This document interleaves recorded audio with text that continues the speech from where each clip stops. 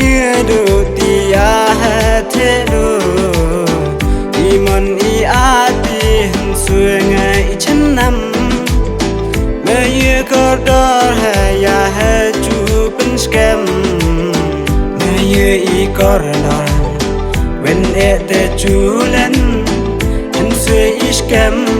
me ya ha chu nam I mon I dur cherngan hanya pentengan han suy scam hanya dei ma yu chenam hanya dei ma yu chenam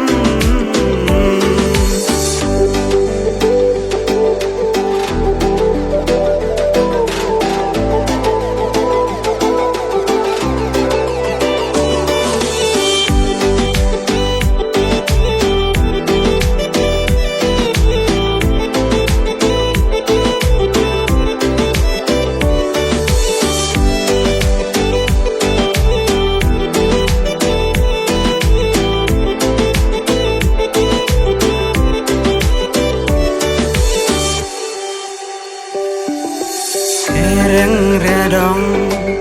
de sun de ma du ya ha ketam I hen se I mon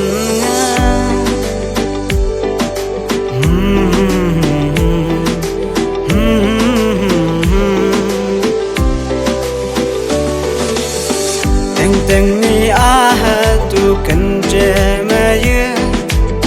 hen suy leng a la Wang ti chan he chu a man ki kan ta men in suy nga la a he ti cha me yu I kor la when it the chu len han suy I scam me ya ha chu nam I mon I dur cherngan hanya pentengan suy scam hanya dei ma yu